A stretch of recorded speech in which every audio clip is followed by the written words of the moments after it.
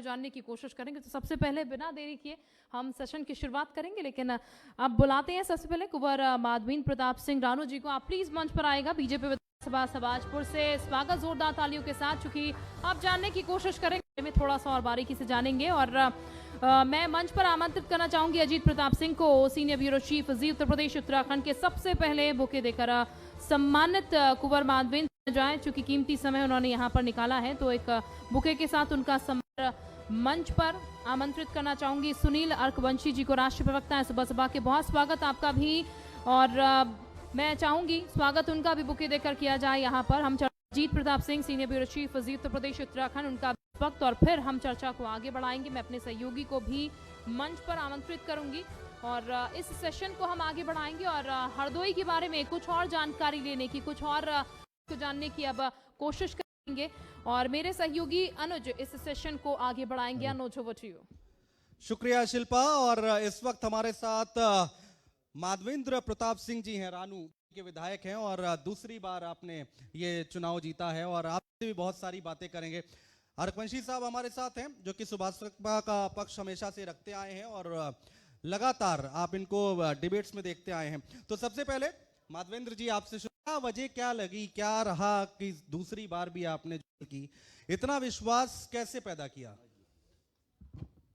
जी, सबसे ज़्यादा तो मैं धन्यवाद दूंगा माननीय मुख्यमंत्री जी का, जिनके सुशासन के कारण पूरा उत्तर प्रदेश आए हैं, और विशेष रूप से हम भारतीय जनता पार्टी के कार्यकर्ताओं और क्षेत्र के मतदाताओं का आभार व्यक्त करेंगे, जो हमने विकास कार्य अपने क्षेत्र में कराए थे और जो आकांक्षाएं थी लोगों की वो सारी पूरी हुई, इसलिए लोगों ने मुझे दोबारा चुना। राष्ट्रीय नेतृत्व का भी बहुत बड़ा योगदान है। देश में और प्रदेश में भारतीय जनता पार्टी की सरकारें अच्छा काम कर रही हैं, जन सामान्य की अपेक्षाओं को पूरा करने का काम कर रही हैं। उसी के अनुरूप ये रिजल्ट भी आए हैं, और पार्टी के पक्ष में उत्तर प्रदेश का मतदाता काम करेगा। और माहौल है उत्तर प्रदेश में, चाहे वो स्थानीय निकाय के होने वाले चुनाव हो और चाहे आगामी लोकसभा के चुनाव हो, यहाँ भारी बहुमत से भारतीय जनता पार्टी की सरकार दोबारा आएगी। ज्यादा जी, आपने जिनके साथ चुनाव लड़ा कंधे से कंधा, उनसे इतनी तकलीफ क्यों हो गई समाजवादी पार्टी से? सबसे पहले स्वतंत्रता संग्राम सेनानी जयदेव कपूर जी, हमारे भोला सिंह आर्य जी को मान करते हुए, संडीला संस्थापक महाराजा सल्ली सिंह वंशी जी के श्रद्धा सुमन अर्पित करते हुए, सबसे बड़ी बात, आज समाजवादी पार्टी ने जो वादे किए थे, 4 बार सरकार रही, रहने के बावजूद पिछड़ा वंचित में सिर्फ एक जाति वर्ग को लेकर उन्होंने काम करने का काम किया। जब हमारे माननीय राष्ट्रीय अध्यक्ष जी ने गठबंधन किया, गठबंधन में ऐसी बातें रखी, कहा जो पिछड़ों को लेकर लागू कराने का काम करा जाएगा, उत्तर प्रदेश में जातिगत जनगणना कराने का काम किया जाएगा। इन सब बड़ा गठबंधन हुआ, सीटों को बंटवारे, जब राष्ट्रीय अध्यक्ष जी ने उनसे सीटें बंटवारे के बात की, तब सुबह सीट किसी को देते थे, दोपहर में सीट दूसरे को देते थे, तीसरे को घोषित कर देते थे। ये हमारे राष्ट्रीय अध्यक्ष जी लगातार इस पर कहते रहे। फिर भी तो साथ रहे आप? नहीं, क्योंकि अब जब वहां गए थे तो फिर अब रहना तो जरूरी था, इसलिए जरूरी के बाद चुनाव, और उनके साथ रहकर देखना भी था कि आखिर वो किस तरीके से साथ देते हैं या किस तरीके से धोखा देने का काम करते हैं। तो पूरी तरीके से सोहेल देव भारतीय समाज पार्टी को समाजवादी पार्टी ने धोखा देने का काम किया। उन्होंने सीटें नहीं दी, अपने प्रत्याशी उतारने का काम किया। के नेता राष्ट्रीय अध्यक्ष माननीय ओम प्रकाश राजभर जी पिछड़ों की लड़ाई लड़ने का काम करते हैं, तो अखिलेश यादव जी भी पिछड़े नेता बोले जाते हैं, तो वो ये नहीं चाहते हैं। जी जी, लेकिन माधवेंद्र जी अब भी शायद ये सारे काम करा दे, कुछ संकेत मिलने शुरू हो गए। जी, हम लोग तो पहले से इनके साथ रहे, और माननीय ओम प्रकाश जी को भारतीय जनता पार्टी ने मंत्री बनाया, जी भी दर्जा प्राप्त मंत्री थे पिछली सरकार में। और जिस प्रकार भारतीय जनता लोगों का विकास करने के लिए काम करती है, हमारे प्रधानमंत्री जी ने, आज आप देखिए, वामपंथी जो दल थे, जो एजेंडा चलाते थे, शोषित वंचित की बात करते थे, आज वो अप्रासंगिक तरह काम कर दिया है। वो सारे काम जो ये लोग कभी बात करते थे, जिनके मुद्दे उठाते थे, प्रधानमंत्री जी के नेतृत्व में पूरे देश में हुए हैं। आज इसीलिए वामपंथी दल की स्थिति खत्म हो गई है। उन्हें कोई अब जरूरत नहीं कि वो जो विकास की बात करते थे, जो अन्याय शोषण की बात करते थे, और उत्तर प्रदेश में माननीय मुख्यमंत्री जी ने जिस प्रकार विकास किया पूरे उत्तर प्रदेश का, तो आप समझिए कि निश्चित रूप से हम लोग स्वाभाविक साथी हैं। जो बात माननीय ओम प्रकाश जी करते हैं और हम लोग वही काम कर रहे हैं। ये जो मुद्दे उठाते हैं वो काम कर रही हैं। तो भटक गए थे ओम प्रकाश राजभर जी, भटक गए थे? नहीं, भटक नहीं गए थे। हो सकता है कहीं इन्हें टेस्ट लेना का लोगों को जब अच्छा लगता है तो एक बार जाके देखना भी चाहिए। देखने पर आप देखते हैं कि उत्तर प्रदेश में ऐसे बेमेल गठबंधन, पहले कांग्रेस और इनका 2 लड़कों का गठबंधन हुआ था और समाजवादी पार्टी का पिछले चुनाव में गठबंधन। ये बेमेल गठबंधन, इनका कोई मतलब ही नहीं है। आज जो जनता की बात करते हैं, अगर कहीं न्याय की बात करते हैं, अगर कहीं विकास की बात करते हैं, जो भी लोग इस तरीके की बात करते हैं, तो उन्हें भारतीय जनता पार्टी के साथ जुड़ करके ही चलना।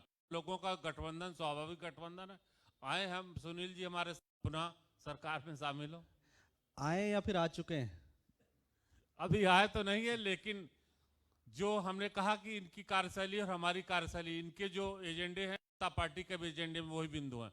हमारा भी कल्याण, गरीबों का कल्याण करना है, प्रदेश का विकास, वही एजेंडा इनका भी है। तो हमारी इनकी समान नीतियां, समान एजेंडे, तो हम लोग मिलकर काम करेंगे तो अच्छा है। हम निमंत्रण देते हैं और प्रयास करेंगे कि जल्दी से जल्दी ये लोग हमारे साथ आए।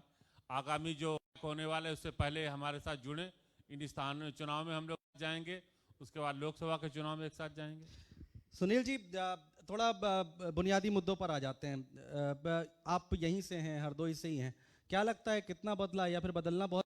जिस तरीके से हरदोई में विकास होना, कहीं ना कहीं विकास, कई सरकारें रहीं, विकास के नाम पर मंत्री विधायक यहाँ से बने, मगर उन्होंने विकास को नहीं दिया। हाँ।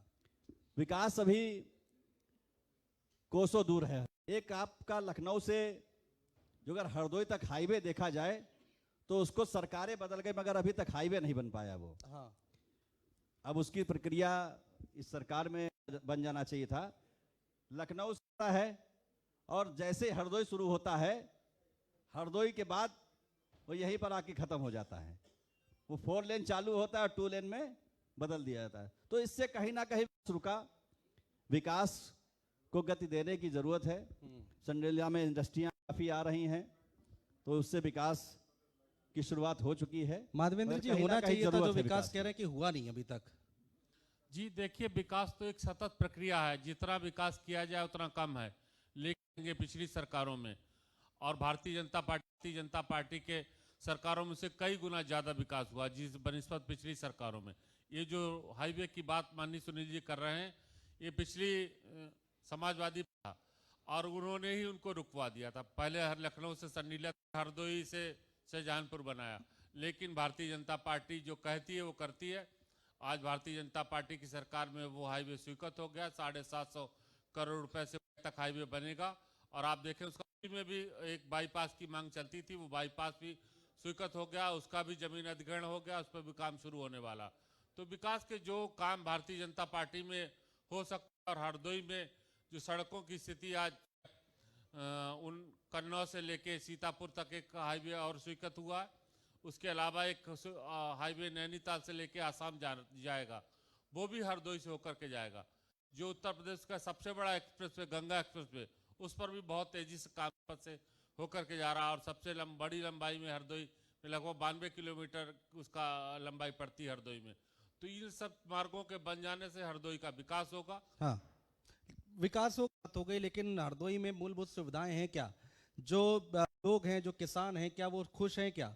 या फिर कुछ बदला है या नहीं बदला, या फिर काम करना भी बहुत बाकी है? जी, काम तो देखिए बहुत अभी आवश्यकता है। किसानों के लिए भी काम करने हैं, अभी रोजगार पे काम होने हैं। साथ हरदोई में सरकार ने बहुत सारे काम किए। 1 डिस्ट्रिक्ट 1 प्रोडक्ट के अंतर्गत को चयनित किया गया था। अभी हम लोगों ने प्रस्ताव उसमें दिए हैं, तो उसमें आप समझिए कि रेडीमेड गारमेंट्स को भी उसमें सेलेक्ट किया जाएगा। तो उससे हरदोई में उद्योगों का बहुत बड़ा विकास होगा। साथ ही साथ जो शिक्षा के मामले में भी महाविद्यालय बना खड़ा है एग्रीकल्चर का, उसका भी शुरू कराने का हम लोग प्रयास करेंगे। अन्य जो कॉलेज चल रहे हैं उनको भी चलाने का प्रयास करेंगे। और 2-3 पॉलिटेक्निक पिछली सरकारों में खुले हैं, पिछले कार्यकाल में भारतीय जनता पार्टी के। इस बार भी अन्य ITI पॉलिटेक्निक खुलवा करके जो रोजगारपरक शिक्षा है वो देने का प्रयास किया जाएगा। और चूंकि नई शिक्षा नीति भारतीय जनता पार्टी की सरकार ने बनाई है, वो भी इस वर्ष से कार्य योजना उसकी शुरू होने वाली है। नई शिक्षा नीति का पायलट प्रोजेक्ट शुरू हो रहा है और नई शिक्षा नीति की अब निश्चित रूप से हरदोई का उसमें विकास होगा।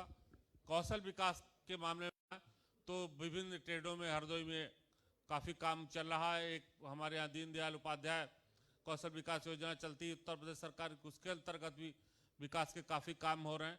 आप देखें कि अप्रेंटिस एक मेला लगाया जाता है और इसी के साथ साथ एक रोजगार पे हरदोई में लगाया जाता है और विभिन्न तहसीलों में अलग अलग महीने में भी अलग अलग स्थानों पर भी उसको आयोजित किया जाता है। आप समझिए कि यहाँ 22,000 जो पंजीकृत बेरोजगार थे, करीब 10,000 लोगों को रोजगार मिल चुका है। तो रोजगार के मामले में सरकार काम कर रही, कृषि के मामले में भी काम कर रही है। हमारे यहाँ चीनी मिलें हैं बेहतर भुगतान कर रही हैं और इस प्रकार तमाम जो समस्याएं हैं उनको दूर करने का सुनील प्रयास जी, किया इतना जाएगा। काम बता रहे हैं कि इतना हुआ है, आप कह रहे हैं कि अभी बहुत कुछ काम होना बाकी है, लाभान्वित हो रहे हैं लोग, बता रहे हैं। नहीं देखिए, ये सर अपना काम तो कर रही है, जो नीतियाँ माननीय विधायक जी बता रहे हैं ठीक है, मगर अभी संडीला में इंडस्ट्रियाँ लगी हुई हैं, सैकड़ों इंडस्ट्री लगी है और सैकड़ों लगने वाली है, मगर हरदोई की वहाँ पर भर्ती नहीं होती है। तो हम माननीय विधायक जी की सरकार से आवाज़ उठाने का काम करें कि कम से कम हरदोई के लोगों को भी रोजगार मिलना चाहिए।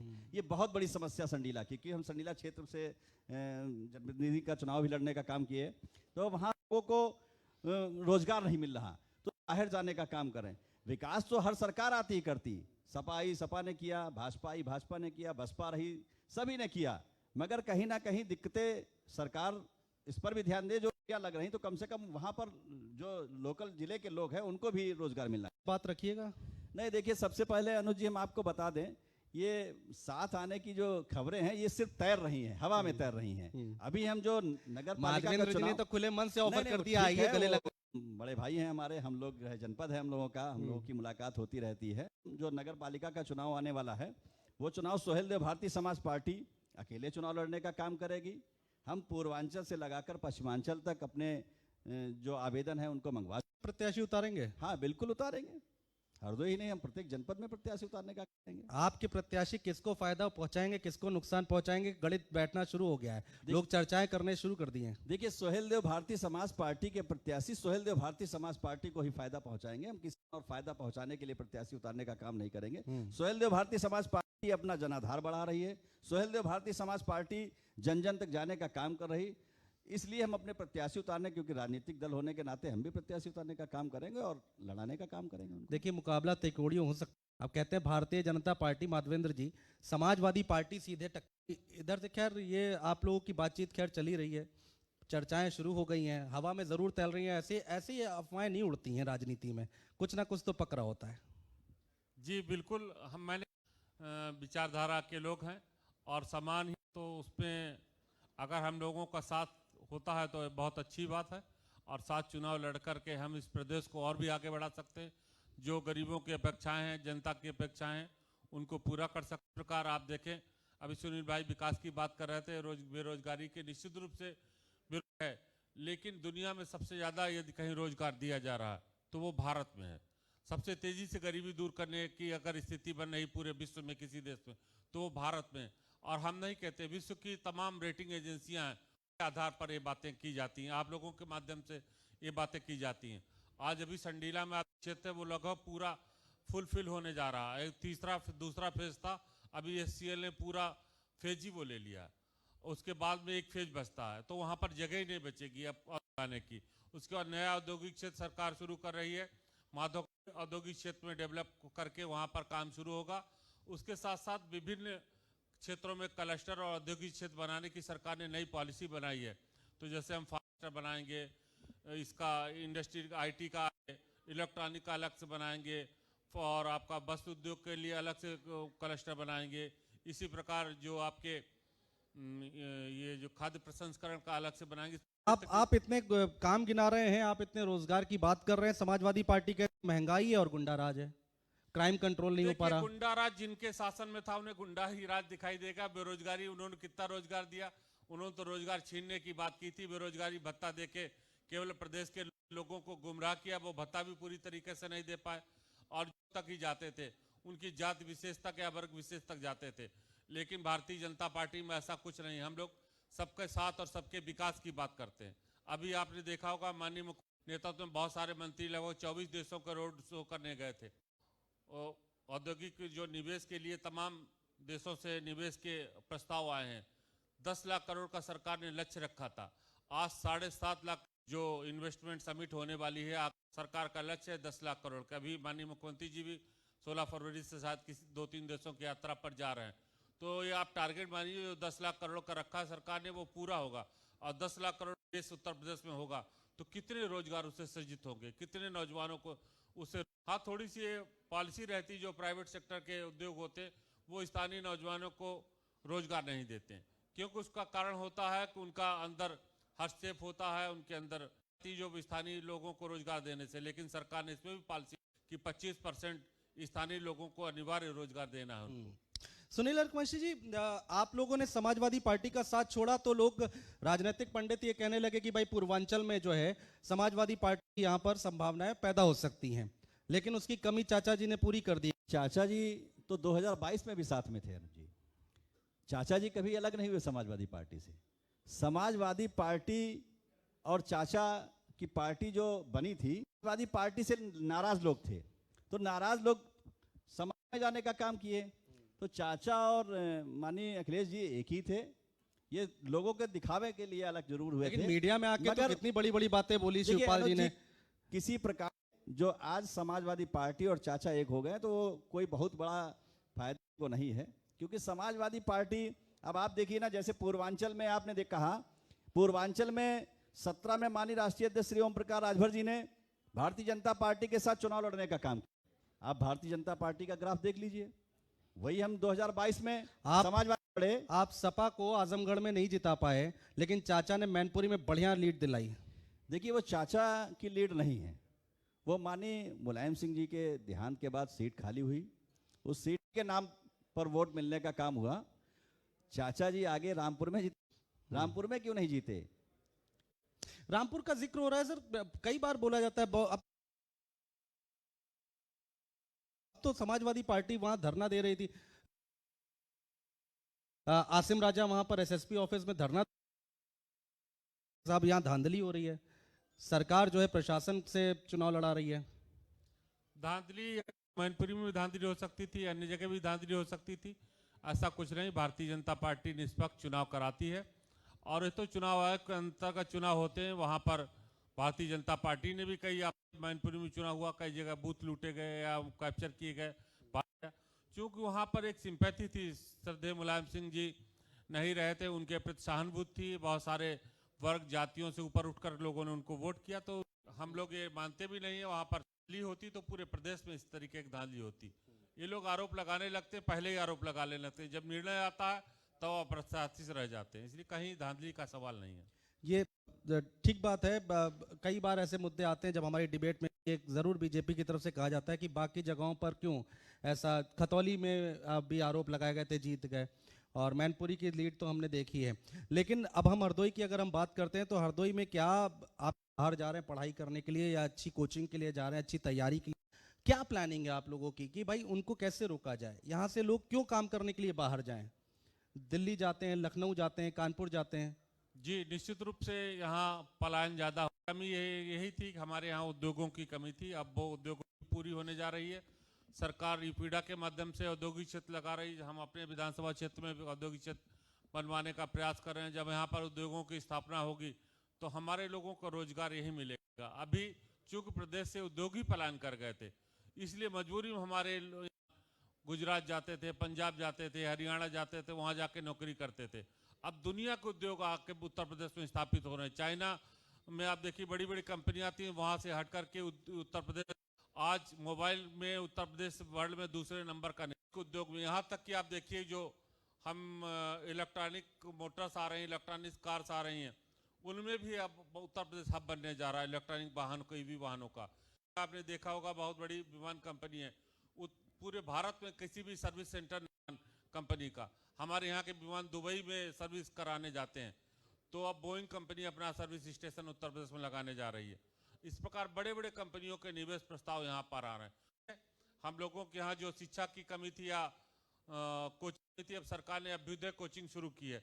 उसके माध्यम से निःशुल्क कोचिंग नौजवानों को दी जा रही है। हर जिला स्तर पर उसके सेंटर खोल दिए गए हैं। इसी के साथ साथ पिछड़ा वर्ग कल्याण के माध्यम निगम के माध्यम से और अल्प के माध्यम से अनुसूचित जात जनजाति कल्याण निगम खोले जा रहे हैं। उनसे भी बच्चों को कोचिंग दी जा रही है और सरकार फ्री में कोचिंग उनको दिला रही है। तो कोचिंग की भी समस्या हल हो रही है, रोजगार की भी। सुनील जी, क्राइम को लेकर, अपराध को लेकर इस सरकार में जरूर कहा जाता है कि हमने उस पर लगाम लगाई है, ऐसा मानते हैं आप? हाँ बिल्कुल, इस सरकार में अपराध जरूर क्राइम कम हुआ है। जो पहले बाइक से जो है दुकानों पर रंगदारी करी जाती थी, जो लोग आते थे, इस सरकार में कम। माननीय विधायक जी बता रहे थे कि जो है शिक्षा के लेकर, तो यहाँ के कृषि महाविद्यालय है जो कि पिछली सरकार में बनना था, पर आज तक वहाँ पर पढ़ाई का कार्य नहीं शुरू हुआ है। वो बिल्डिंग काफ़ी बड़ी बनी पड़ी है कृषि महाविद्यालय की, तो हम चाहेंगे सरकार में माननीय विधायक जी हैं, इस पर भी ध्यान कम से कम सर जल्दी से इसमें जो है शुरू कराने का काम करे। बिल्डिंग जो है काफ़ी बड़ी बनी पड़ी है, बिलग्राम चुंगी पे कृषि विद्यालय जी की बिल्डिंग बहुत बनी जल्दी पड़ी है। उसको शुरू करा दिया जाएगा। क्योंकि मैं एक आरएसएस की संस्था है जो अखिल भारतीय विद्या भारती, एक संस्था जो शिशु मंदिर चलाती है। हम लोगों ने उसके माध्यम से उच्च शिक्षा में विद्या भारती काम करना चाहती थी, तो उसमें विद्यालय के लिए पीपीपी, लेकिन यहाँ के माननीय मंत्री जी हैं, उन्होंने खुद उसका संज्ञान लिया और उन्होंने कहा मैं इसको खुद चलवाऊँ। उनकी बात भी हुई कानपुर विश्वविद्यालय के बीसी से और वहाँ के अधिकारियों से। बहुत जल्दी शायद वो उसको शुरू कराने जा रहा है। ठीक है, बहुत शुक्रिया सुनील अरकवंशी जी हमारे साथ जुड़ने के लिए, माधवेंद्र जी आप तमाम बातचीत करने के लिए, चर्चा करने के लिए। तो ये आज हमारा ये शो यहाँ से चल रहा था और अब अगली जगह से एक नए गेस्ट और नए मेहमानों के साथ एक बार फिर से कई वहाँ के लोगों से बातचीत करेंगे, वहाँ की चीजें जानने की कोशिश करेंगे कि आखिर कितना विकास हुआ है। पहले के लिए बस इतना ही, दीजिए इजाजत, नमस्कार।